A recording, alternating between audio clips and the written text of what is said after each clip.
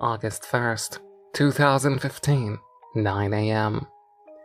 It's been exactly 1 year since Jen left. That means it's been 1 year and 1 day since I was fired. I haven't worked since.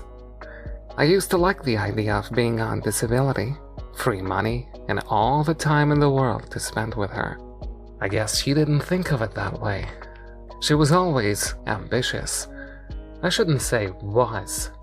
Every day I see Facebook updates detailing her constant successes. The most recent one was her engagement. I'd never seen her look so happy. I guess I knew things with us were going downhill when I looked forward to our fights. She'd always say something about how I'm so smart, that I was smarter than her, in fact, but that I had no ambition. It felt so good to hear that someone as brilliant as Jen thought I was smart, even though she yelled it at me in frustration. She claimed she understood my depression and my anxiety, and how they were terrible roadblocks on the path to my happiness. I thought that meant she could empathize and still wanted to be with me anyway. Apparently, I was wrong. Getting disability benefits from my depression wasn't too hard. The money isn't great, but it pays the rent and it keeps me fed. The only pain is that I have to go to therapy every week. I also need to go to monthly appointments to pick up prescriptions to help combat my depression, ADHD, and anxiety. It's also procedural and detached from anything resembling real care. So I'm a lonely, unemployable loser who apparently has this great mind that's utterly useless. But I won't stay like this forever. I've discovered something new. Well, something old, actually. Today begins my new life. The medication never worked. The therapy never worked. The behavior changes never worked. Medicine failed me. Or maybe I failed medicine. Either way, I'm taking control of myself again. I'm not going to be a victim of the barriers my body's put up for me. No more attention problems, no more depression, no more anxiety. For the first time in what may be decades, I'm filled with hope. August 1st, 2015, 3 p.m. All my tools are cleaned and ready. In about an hour, I'll start. I need to keep a pretty comprehensive journal of the procedure to make sure I'm not harming myself.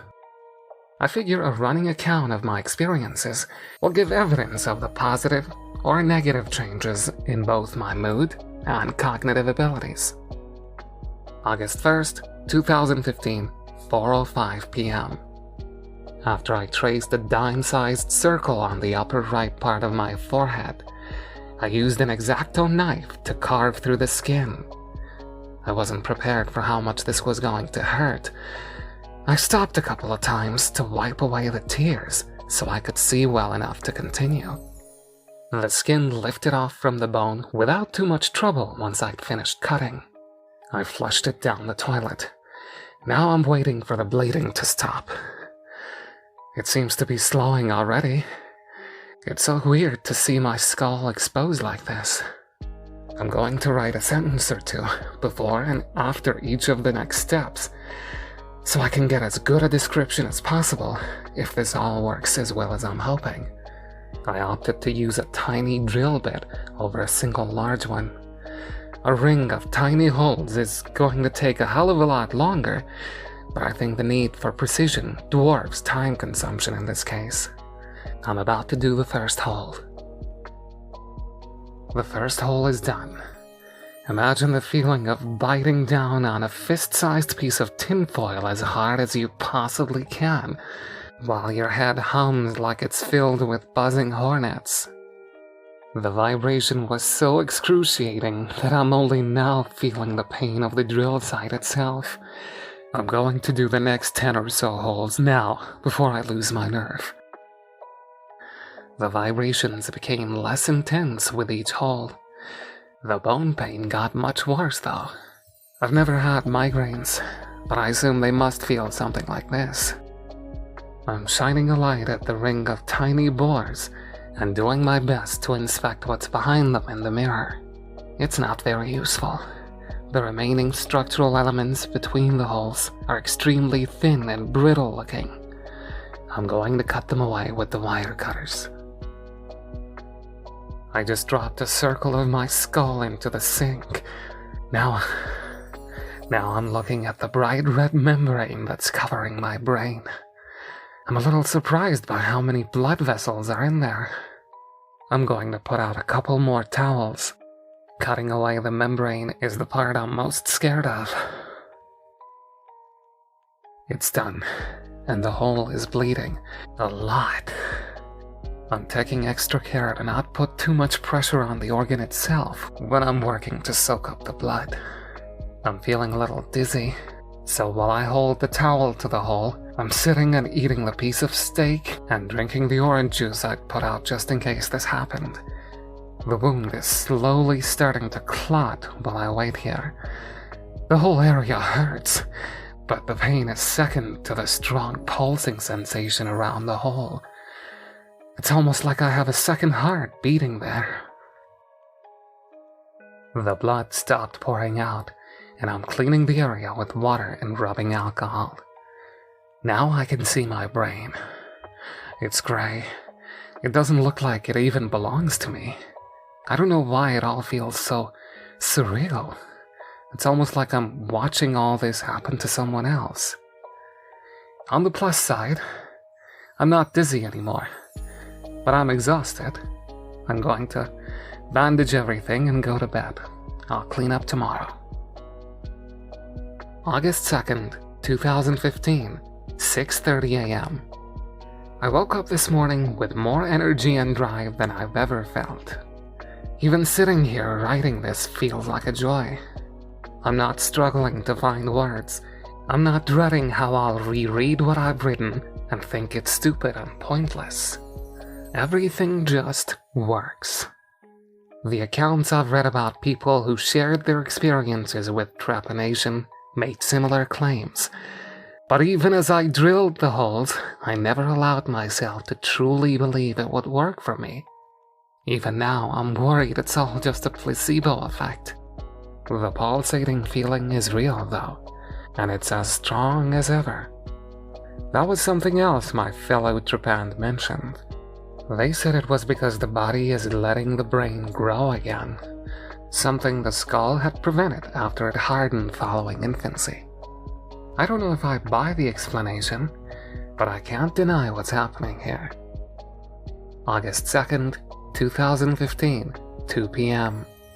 My day's been spent cleaning the apartment. Over the last year, I'd let things pile up and grow increasingly filthy as my depression festered. Today, it's like a veil has been lifted and light is pouring over everything I lay my eyes upon. The place needed to be cleaned, so I just set to work and cleaned it. It looks better now than it did when Jen and I moved in. My therapist recommended that I clean quite a while ago, suggesting that a nice open area would really help me see my home as a place for potential rather than stagnation. Now I know what he meant. This is what potential feels like. The hole in my head still hurts, and it looks terrible, but I expected as much. If I go out, I can wear a hat, and no one will notice anything amiss. I'm not ready to do that, though. I am mildly concerned about how badly the side is beginning to itch as it heals. I'm being extremely assiduous in cleaning and caring for the wound as it heals. But I guess part of that process is that damn itch. I'm doing my best not to think about it. August 2nd, 2015, 11:30 p.m. The first full day of my experiment is about to end. I'm about to go to sleep, and I feel like I've accomplished a lot today. My home is spotless. I finished a short story I've been working on for the last couple months. I've gotten up to date with my internet and utility bills, and I even did a couple sets of push-ups. I had to remind myself to eat though. For whatever reason, I wasn't hungry at all until I realized it was nearly 9 p.m. and I hadn't eaten all day. I'm chalking it up to my excitement. It's been hard to contain. But now I'm all showered and pajamaed and ready to end my day. I can't wait for tomorrow. August 3rd, 2015, 5:45 a.m. I was up before my alarm this morning to watch the sunrise from the roof of the apartment. Last night I slept like a log and didn't wake up once. I noticed some blood on my pillow and underneath my fingernails though, and I think I may have scratched underneath the bandage while I slept. I made a beeline to the bathroom to inspect the hole and, thankfully, I didn't seem to do any damage. Everything appears to be healing well. August 3rd, 2015, 1:15 p.m. I don't know if it's endorphins wearing off or just an artifact of my depression, but my euphoric state has diminished quite a bit since this morning. I'm thinking it might be both. Maybe I need to have a good meal. There should be something in the fridge. August 3rd, 2015, 9 p.m. Whatever I felt this afternoon doesn't seem to have been a fluke. While my mood elevated for a little while after lunch, I was back to near baseline for the rest of the day and evening. The pulsing in the hole waxes and wanes with my mood, interestingly enough. When I'm happy and ambitious, it pulses a lot. When I'm depressed, it may pulse once every 10 seconds. It may have something to do with my blood pressure, so I'll keep an eye on that. Before bed, I'll do some jumping jacks and see if the pulsing returns. I'm fairly certain that a higher pulse rate correlates with a better mindset. Just did the exercise. The pulsing is the same. My heart rate is up, but my mood is still low. I'm going to bed. August 4th, 2015, 11 a.m. I just woke up and I feel terrible. I was scratching the hole again. The pillow is soaked with blood, and there are remnants of scabs under my fingernails. Tonight, I'll wear gloves. That aside, my mood is still right near where it was before I started this process. I'm worried the surface area of my brain that's exposed isn't large enough to allow long-lasting effects. I don't trust myself to widen the hole that's already there, but I'm prepared to do another one an inch or so away. August 4th, 2015, 12:30 p.m. There was a problem with the second hole. I did everything just like the last time, but on the last tiny borehole, a crack formed in the skull between the original hole and the new site. I had to peel back the skin I'd left to make sure, but it was definitely there. I was forced to decide whether or not I should leave the broken piece, and I opted against it. Now I have an oval that's about 3 inches long and 1 inch wide. Removing the membrane from this part was difficult, and I had a minor issue with the blade slipping deeper than I'd wanted. Thankfully, the brain has no pain receptors. It couldn't have gone more than half an inch inside, and nothing weird happened to my body, so I lucked out and hit part of the 90% they say we don't use. I know people are saying that's a myth, but with what just happened to me, there must be some truth to it. August 5th, 2015, 8 a.m. No scratching overnight. The pulsing is there, but it's nowhere near as strong as it was the first time. My mood is still low. I have to be honest with myself here. I feel like a failure. This whole experiment is another example of me setting out to do something with good intentions and having it all blow up in my face.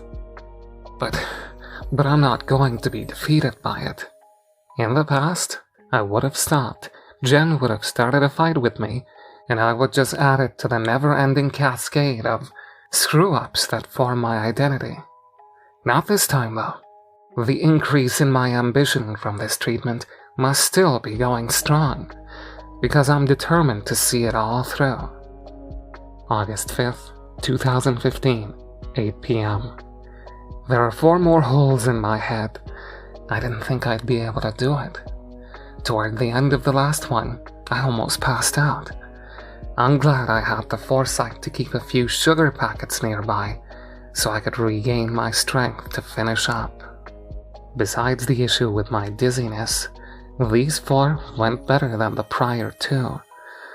I used the left and right sides of my head this time, right above my ears.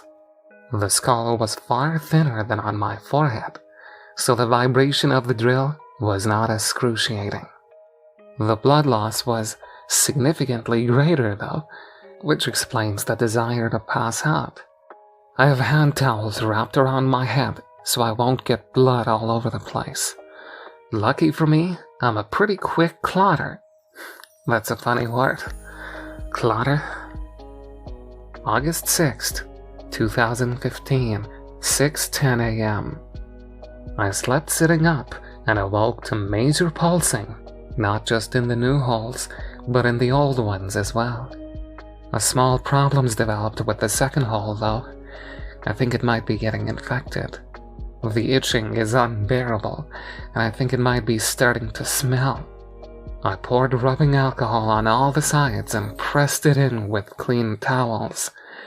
So hopefully, that'll stop whatever's breeding in there. My mood was pretty high, still not as good as the first day, but much better than the days after. I've been thinking about Jen a lot. We had so many things in common. We loved talking about animals and used to go off on tangents where we would discuss all the exotic ones we'd have when we were rich. Her favorite ones were rhinos. Mine were hippos.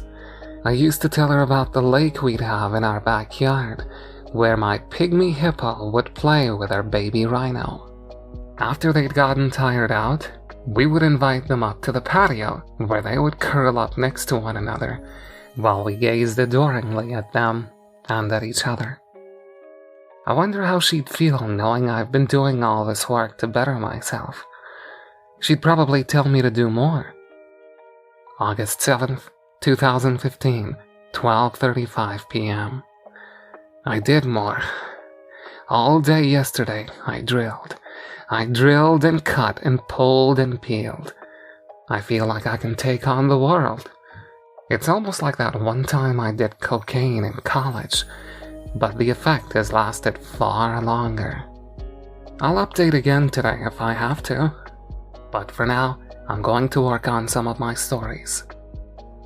August 9th, 2015, 9 a.m. Where have I been? Writing. Since the other day, I've gotten down 100 pages of a story I never even knew I had in me. Reading it over is like I'm looking at the work of someone else. Someone far, far better. A stranger, I guess. On a slightly less pleasant note, there is definitely an infection in a few holes. One of them is weeping a gray liquid that smells terrible, and all of them itch. When I rub them with the towel to try to scratch, they break open and start either bleeding or leaking clear fluid. I figure it's like a cold that has to run its course.